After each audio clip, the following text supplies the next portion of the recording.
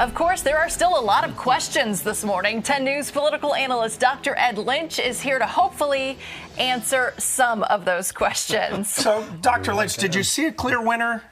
Yeah, I thought that Kamala Harris came out on top. She was able to bait Trump into going over some old ground as opposed to talking about what he might do with another 4 years in the White House. But I thought she diluted that victory a good bit by immediately saying, let's have another debate. That's not the sort of thing you normally do after a win. You would expect the loser to say, oh, let's do this again in order to get a chance to win. I also noticed that Trump won the C-SPAN poll, the instant poll afterwards, which surprised me because I think most pundits will believe that Harris won the debate. Do you think this shifted any voters?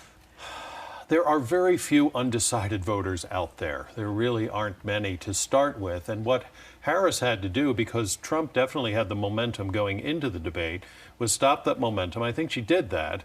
And I think the betting markets are showing that. On the other hand, I'm not sure she convinced any Trump voters to turn away from him.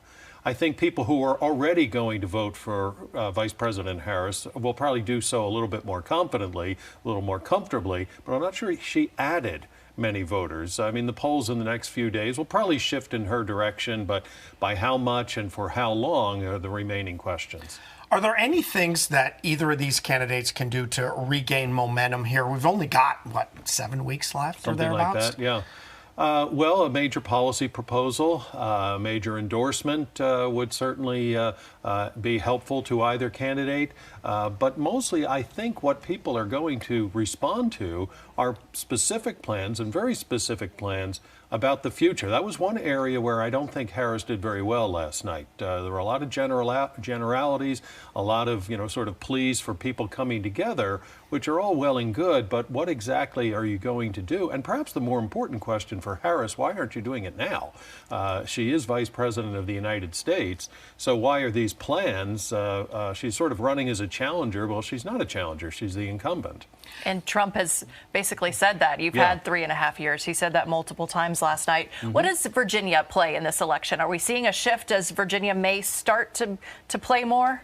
Well, Virginia looked like it was going to be very close for a while. The Roanoke College poll made it look close. A couple of others. The Washington Post poll has a better lead a bigger lead for Harris right now in the Commonwealth of Virginia, which is not surprising. I mean, she's a Washington insider, a lifelong politician. That's going to be very appealing to people in Northern Virginia, a lot less so out in our part of the Commonwealth, but that's where the votes are here in Virginia. So I would be surprised if Virginia turned purple again. I think it's going to stay blue this year.